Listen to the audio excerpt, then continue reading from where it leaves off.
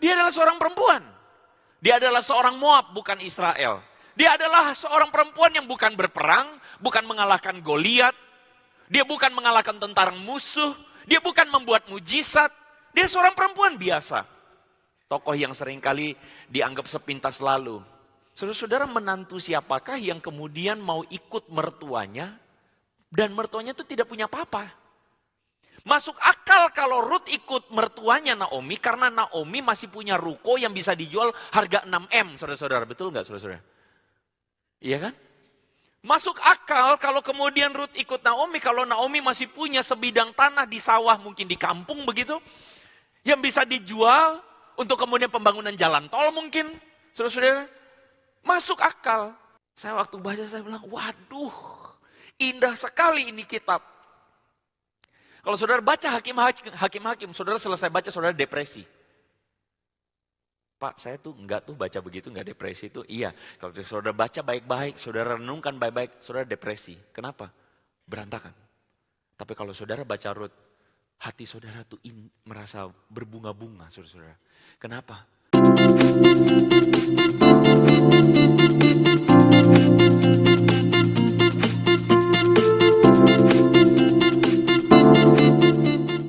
Naomi mempunyai seorang kerabat dari pihak suaminya, seorang kaya dan terpandang dari kaum Elimelek, namanya Boas.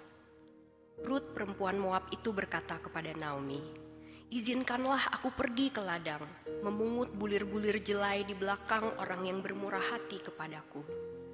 Jawab Naomi kepadanya, "Pergilah anakku." Ia pergi, lalu sampai di ladang dan memungut jelai di belakang penuai-penuai.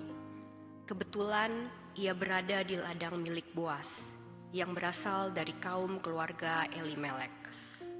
Lalu datanglah Boas dari Betlehem. Ia menyapa penuai-penuai itu, "Tuhan besertamu." Mereka berkata kepadanya, "Tuhan memberkatimu." Boas berkata kepada hambanya yang mengawasi penuai, "Dari keluarga siapa perempuan itu?" Hamba yang mengawasi penuai itu menjawab, "Dia perempuan Moab yang pulang bersama Naomi dari daerah Moab.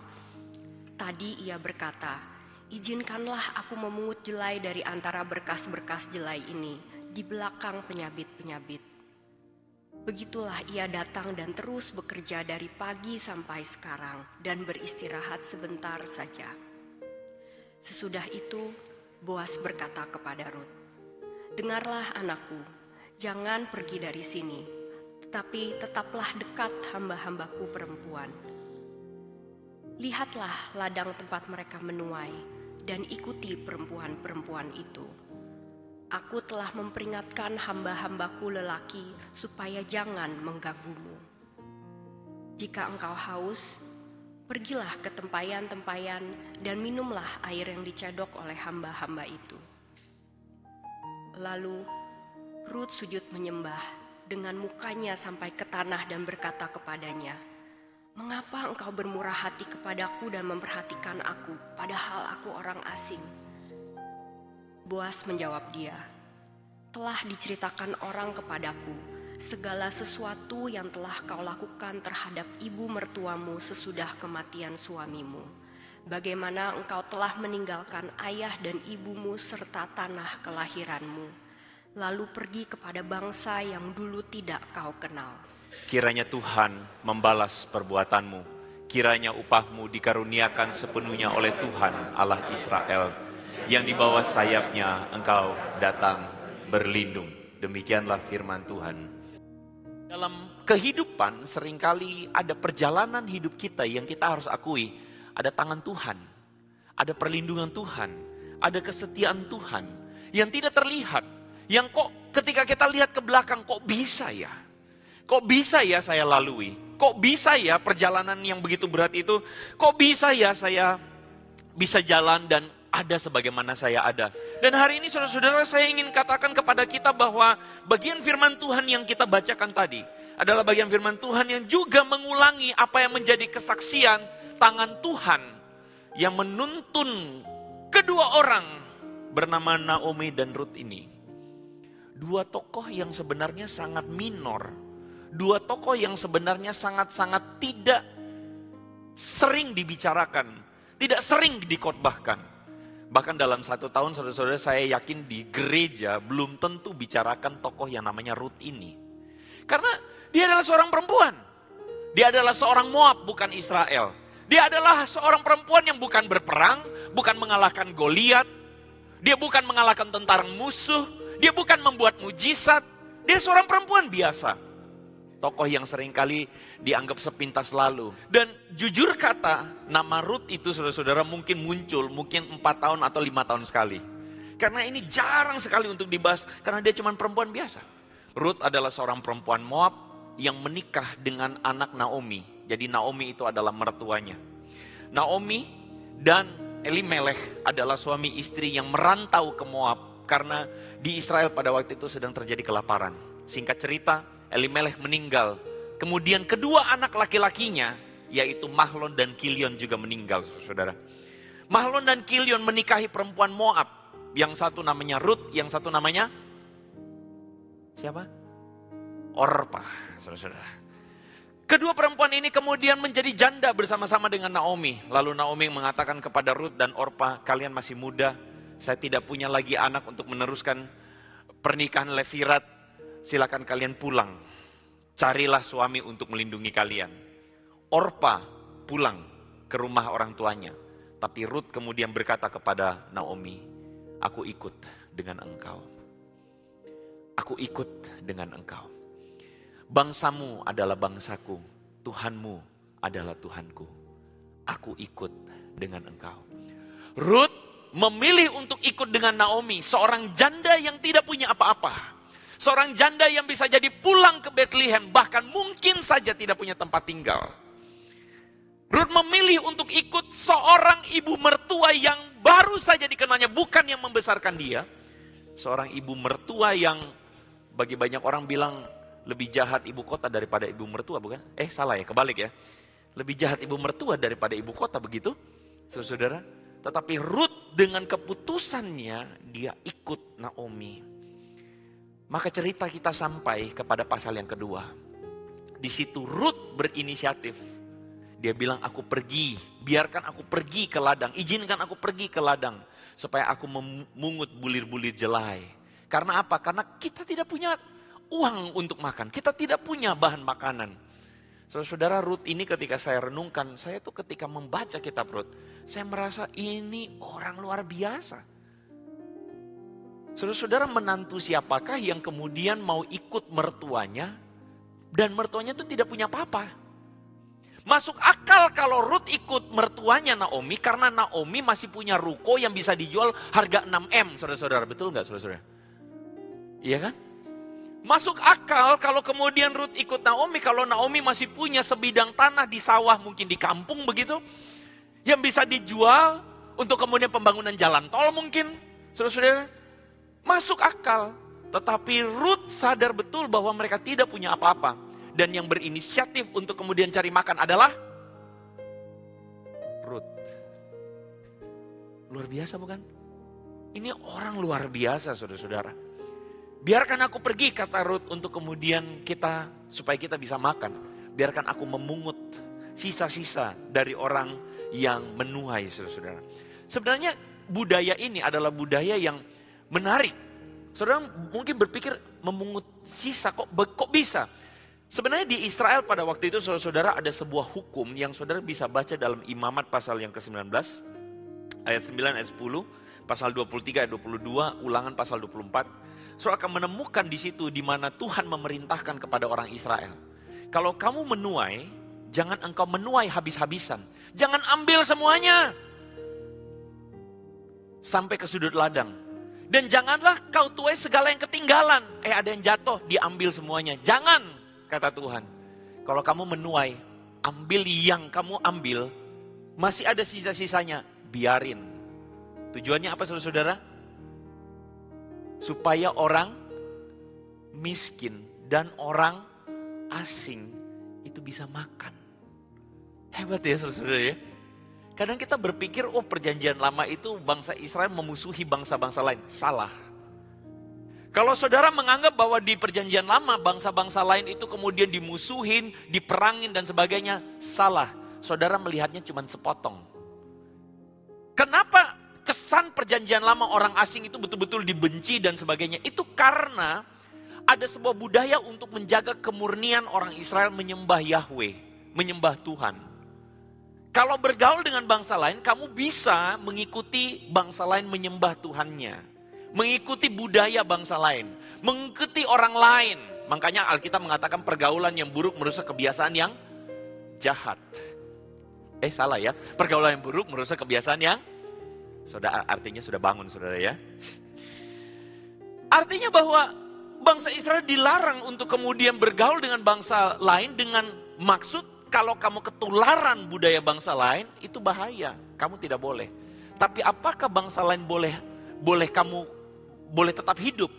Bahkan dikatakan kalau panen kamu harus kasih kepada orang miskin dan orang asing. Bangsa yang lain boleh makan. Dan itulah kemurahan Tuhan saudara-saudara. Ini namanya gleaning, law of gleaning saudara-saudara. Jadi bagaimana orang Israel itu ketika dia memanen mendapatkan hasilnya. Hasilnya itu bukan untuk masuk kantong dia. Hasilnya itu bukan untuk dinikmati dan makan bikin dia gemuk sendiri saudara-saudara. Tetapi orang Israel selalu diingatkan, kalau kamu panen, kamu harus ingat berkat datangnya dari Tuhan. Dan kalau Tuhan yang memberkati kamu, artinya Tuhan pun ingin memberkati orang, siapa? Orang lain. Makanya saudara, kenapa gereja hari ini saudara kita ngomong persembahan dan sebagainya. Bukan karena, saudara, narasi yang belakangan ini di sosial media itu buat saya narasinya ngawur-ngawur tuh. Saya paham narasinya kenapa kepahitan banget. Karena ada tokoh-tokoh tertentu, oknum-oknum tertentu yang memanfaatkan uang persembahan jemaat. Ada tokoh-tokoh tertentu atau ada orang-orang tertentu atau institusi tertentu yang membuat orang-orang itu bisa menyalahgunakannya. Akhirnya orang tuh makin lama makin tidak percaya karena dieksploitasi dengan keliru atau sembarangan.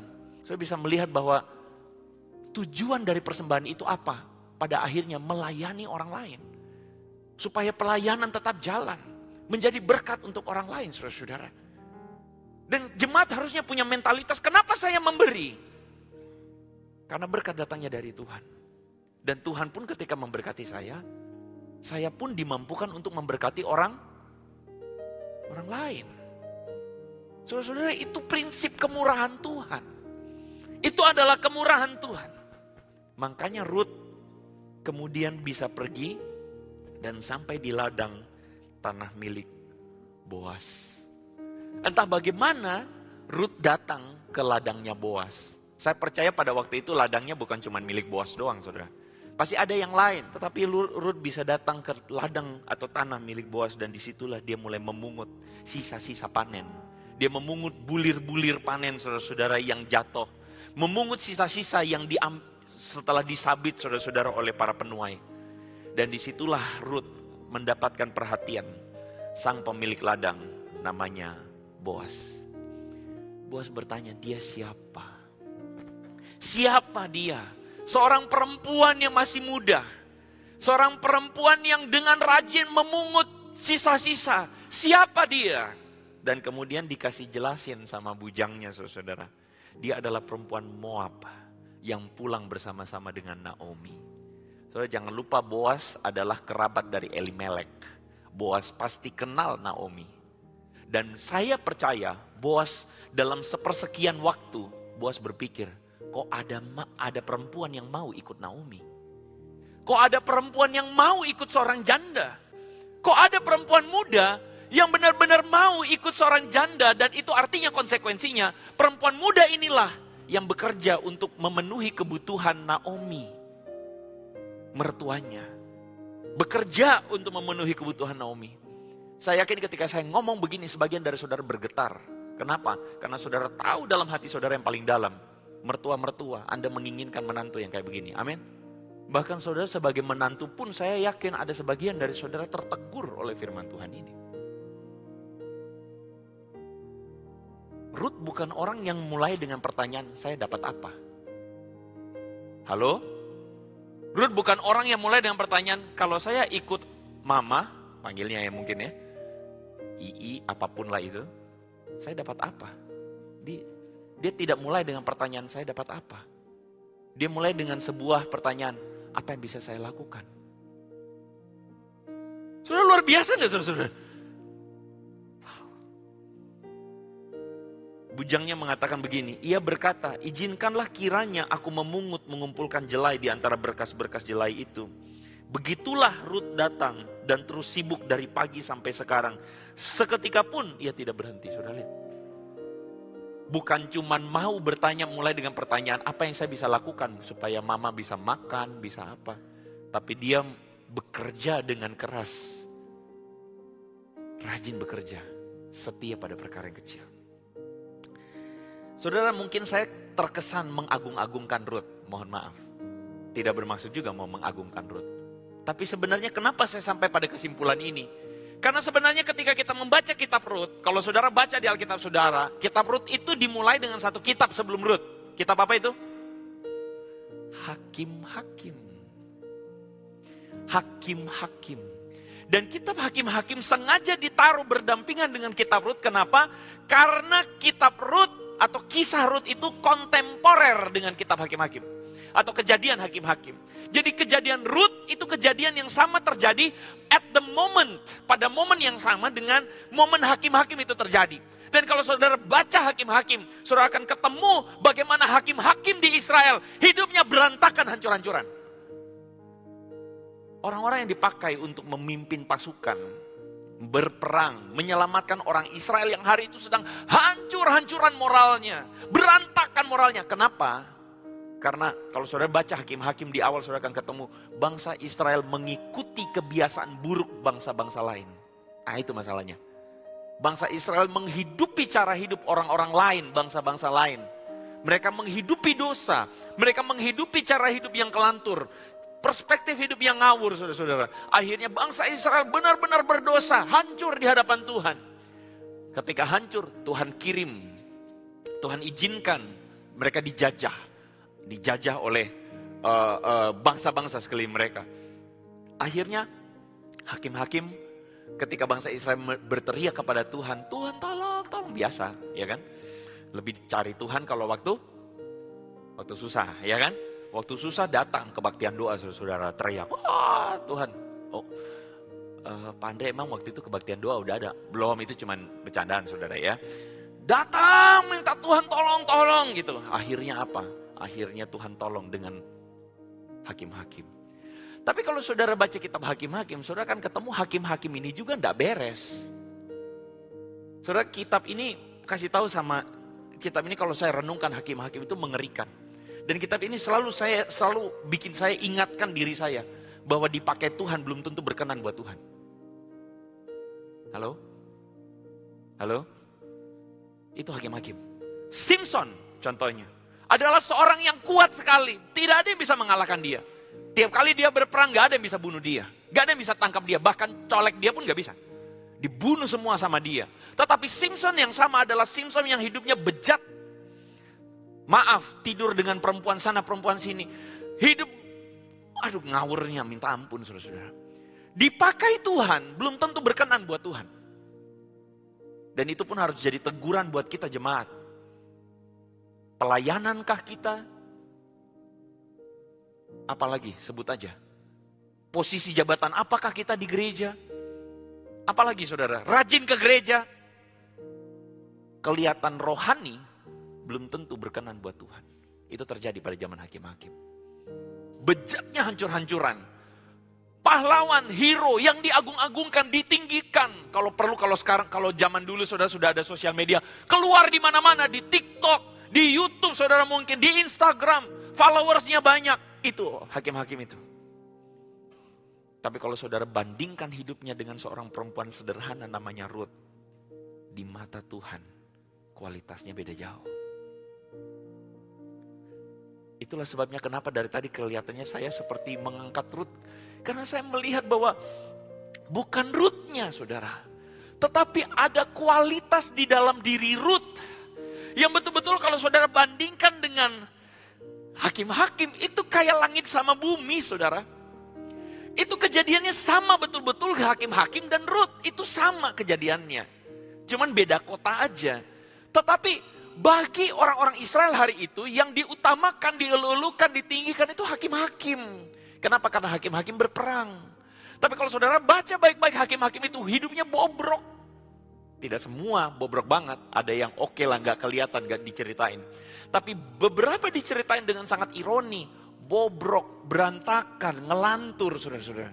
Tapi Rut, seorang perempuan sederhana dari Moab, dengan kesederhanaannya menghidupi kasih setia Tuhan. Hesed kemurahan Tuhan. Itulah sebabnya Rut itu saudara-saudara kemudian mendapatkan kemurahan dari Boas. Dia mendapatkan kasih setia dari Boas. Ketika Boas mendengar tentang Rut, Boas tahu ini perempuan yang betul-betul meninggalkan Moab tanpa janji untuk dapat sesuatu dari Naomi. Tapi dia datang dengan keinginan untuk saya mau. Untuk menjadi berkat buat Naomi. Saya mau untuk membantu Naomi. Saya mau mengikuti Naomi. Bahkan saya mau menjadikan Tuhan Naomi sebagai Tuhan saya. Wah, ini luar biasa. Itu yang bikin Boas, saya yakin, yang bikin Boas tergetar. Dan ketika dia melihat Rut, dia bilang, tidak usah lagi. Kamu pergi ke ladang yang lain. Kamu di sini saja. Saya akan kasih kamu dari pengerja-pengerja perempuan untuk spare buat kamu dan Naomi. Bahkan saya jamin pengerja laki-laki saya tidak akan ganggu kamu. Kalau kamu butuh apa-apa, kamu akan terpelihara. Kenapa begitu? Karena Boas meresponi kemurahan Rut. Meresponi kasih setia Rut dengan kasih setia. Kenapa begitu? Karena Boas pun sadar ada yang namanya kasih setia Tuhan, kemurahan Tuhan. Buktinya apa? Rut tanya, kenapa aku dapat belas kasih daripadamu? Sehingga Tuhan memperhatikan aku, padahal aku orang Moab. Aku bukan bangsa Israel. Aku orang biasa. Bahkan aku tuh bahkan dikatakan tidak pas atau tidak cocok untuk harusnya dapat kebaikan Tuhanku. Lalu dia mengatakan, telah dikabarkan kepadaku dengan lengkap apa yang engkau lakukan pada mertuamu. Tuhan membalas perbuatanmu. Wah, gila. Saudara, maaf kalau saya ngomong begitu saudara ya. Saya waktu baca saya bilang, waduh, indah sekali ini kitab. Kalau saudara baca Hakim-hakim, saudara selesai baca saudara depresi. Pak, saya tuh enggak tuh baca begitu, enggak depresi itu. Iya, kalau saudara baca baik-baik, saudara renungkan baik-baik, saudara depresi. Kenapa? Berantakan. Tapi kalau saudara baca Rut, hati saudara tuh merasa berbunga-bunga, saudara-saudara. Kenapa? Tuhan itu bekerja dalam kasih setianya. Tuhan itu kelihatan bermurah hati begitu luar biasa kepada seorang Rut. Seorang yang betul-betul meskipun dia bukan bangsa Israel, dia tidak diajarkan Taurat, tetapi dia dalam hatinya yang paling dalam mempraktekkan apa yang menjadi ciri dari Yahweh, Tuhan orang Israel. Tuhan yang penuh dengan kasih setia. Kasih setia Tuhan itu tidak dimulai dengan syarat. Saya bisa dapat apa dari kamu? Kasih setia Tuhan itu tidak dimulai dengan syarat. Kalau saya begini, benefitnya apa buat saya? Tidak. Kasih setia Tuhan dimulai dengan sebuah komitmen untuk saya mau menjadi Tuhan atasmu. Itu Taurat. Saudara, kalau kita memahami Taurat itu 10 hukum Taurat, tidak tepat.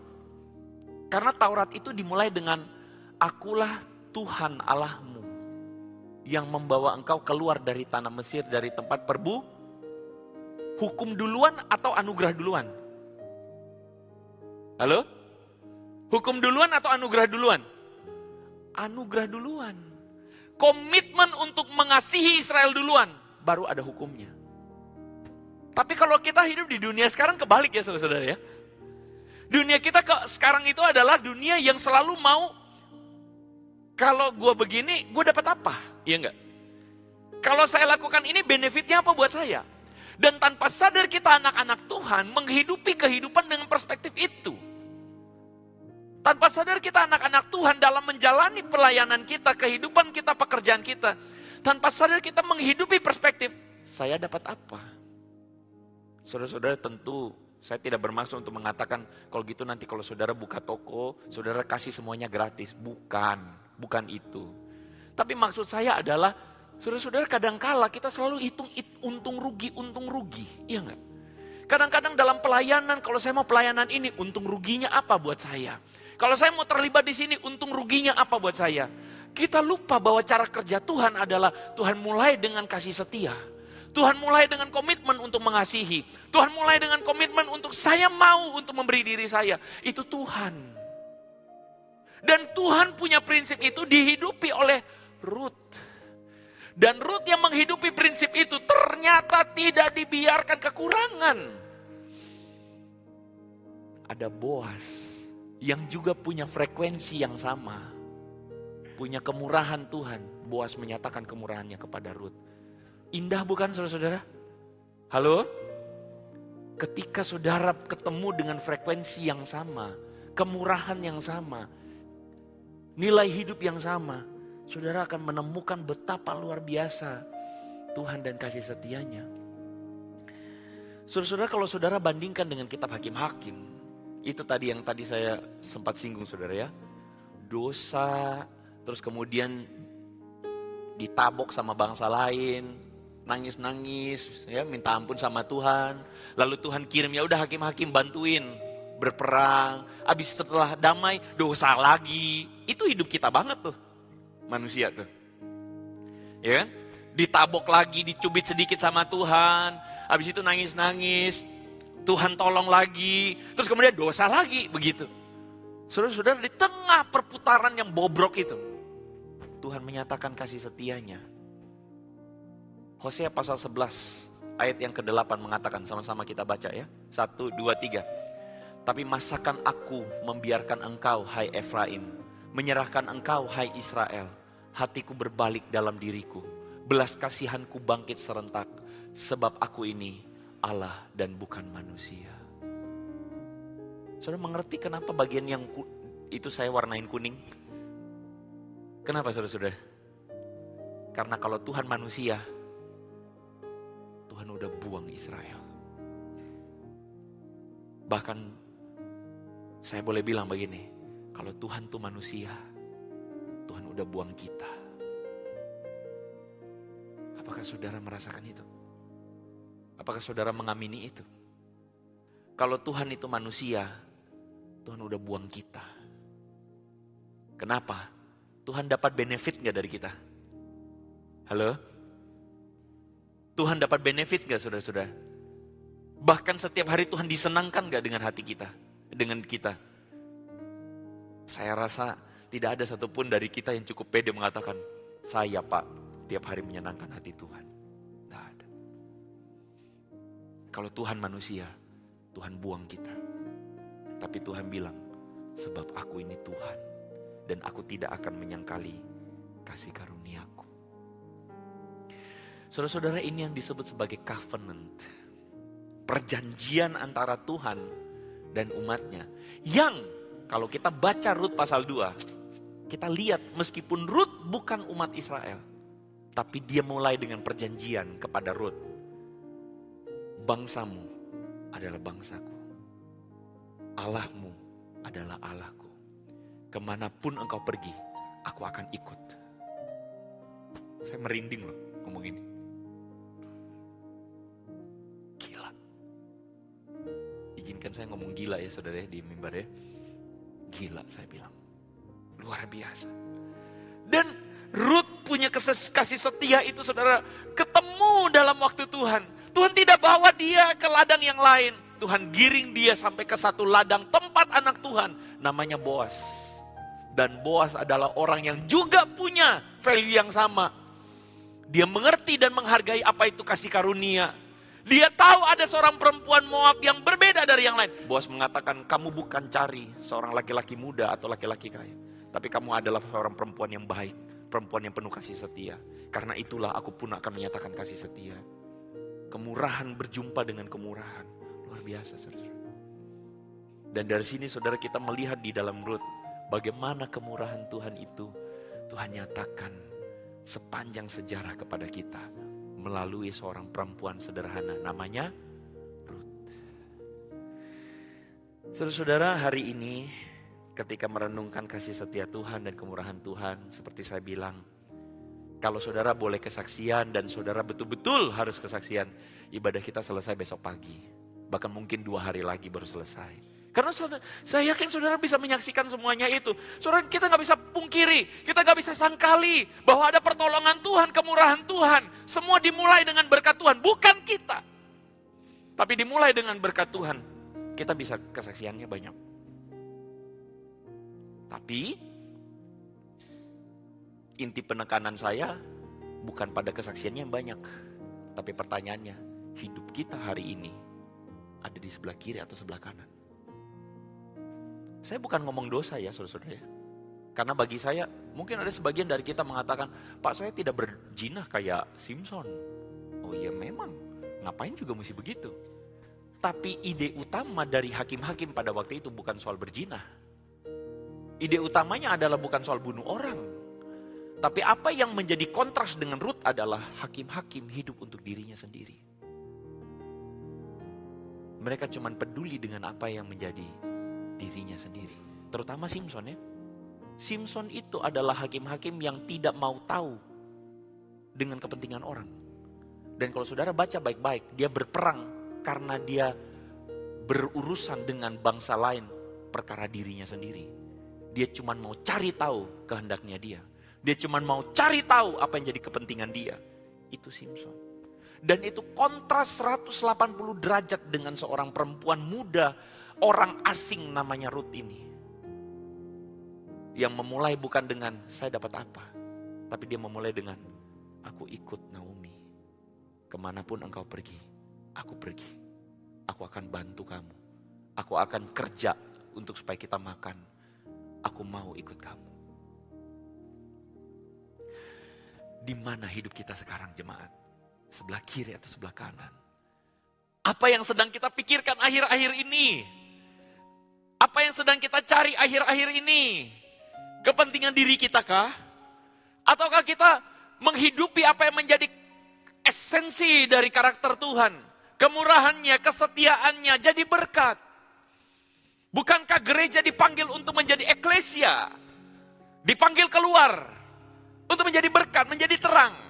Dipanggil keluar supaya kita tuh menjadi berkat. Bukankah itu esensi dari gereja? Di manakah kita?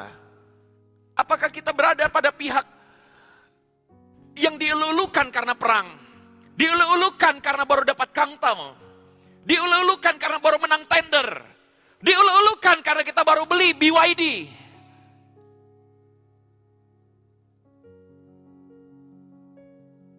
Ataukah kita ada di pihak yang sebelah kanan? Dalam hal yang sederhana, saya bikin bekal untuk anak saya supaya anak saya bisa sekolah dengan baik. Saya doakan suami saya supaya suami saya bisa bekerja baik. Saya doakan orang-orang.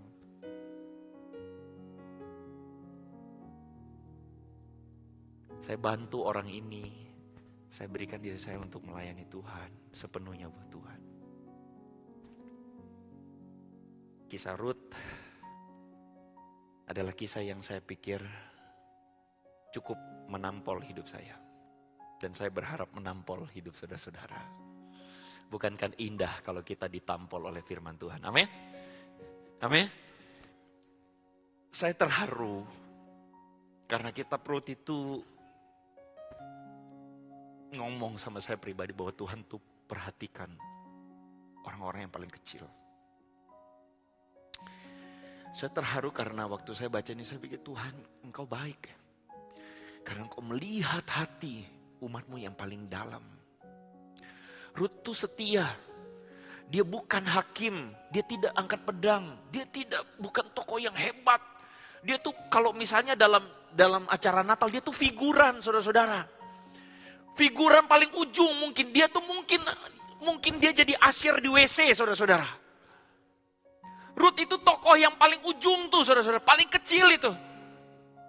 Tapi Tuhan perhatikan hati Rut. Mata Tuhan tertuju kepada Rut. Tuhan sayang sama Rut. Melalui cara Tuhan yang luar biasa. tangan Tuhan yang gak kelihatan. Dia ketemukan Ruth sama Boas. Wih, gila.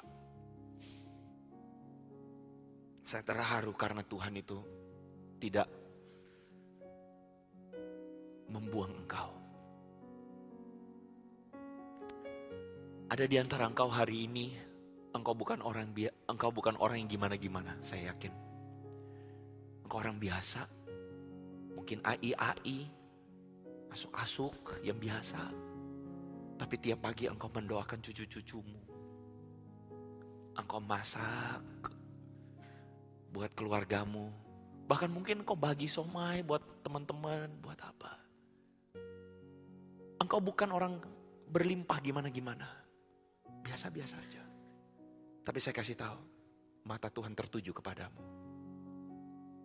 Mata Tuhan tertuju kepadamu. Saya bukan ngomong ini cuma buat orang yang tidak punya. Maaf saudara. Tapi saya yakin sebagian dari saudara pun diberkati Tuhan dengan berkat materi yang baik. Dan ketika saudara diberkati Tuhan dengan materi yang baik, puji Tuhan, saudara pun diberkati dengan hati yang luar biasa. Mata Tuhan tertuju kepadamu. Kalau hari ini engkau sedang berhadapan dengan masalah, musim-musim dalam hidupmu di mana kau sepertinya engkau sedang pungut itu jelai. Engkau pungut sisa-sisa. Engkau dalam bisnismu, engkau dalam kesulitan sekarang hari ini. Saya mau kasih tahu, mata Tuhan tertuju kepadamu. Ada waktunya Tuhan memberikan kelegaan. Ada waktunya Tuhan membuka jalan. Karena Tuhan tidak meninggalkan engkau. Kalau burung di udara tidak menabur, Tuhan kasih makan. Apalagi engkau yang dikasihi Tuhan. Amin. Adakah engkau hari ini sedang mengalami musim-musim yang bagimu engkau terasa kekurangan? Ingat bahwa kasih setia Tuhan tidak pernah gagal. Dan dia berjanji untuk mengasihimu. Tidak untuk selamanya. Engkau ada dalam lembah kekelaman. Karena dia setia dan dia tidak menyangkal dirinya. Berserahlah kepada Tuhan dan carilah kerajaannya. Maka semuanya ditambahkan kepadamu. Hamba-Mu berdoa menyerahkan jemaat-Mu hari ini yang bergumul Tuhan. Biarlah jemaat-Mu pulang dengan pengharapan dari Tuhan. Pulang dengan pengharapan yang daripadamu Bapa. Bahwa kasih setia-Mu tidak akan pernah gugur dalam hidup kami. Dan biar jemaat-Mu pulang dengan kerinduan. Supaya hidupnya pun menjadi berkat bagi banyak orang. Menjadi berkat dalam pelayanan. Menjadi berkat dalam seluruh kehidupan. Kami semua umat-Mu menghidupi apa yang Engkau rindukan. Supaya hidup kami menjadi terang. Dan nama-Mu dipermuliakan. Materaikanlah firman-Mu dalam kehidupan kami semua. Di dalam nama Tuhan Yesus kami berdoa. Sama-sama katakan, amin. Tuhan memberkati saudara, silakan duduk.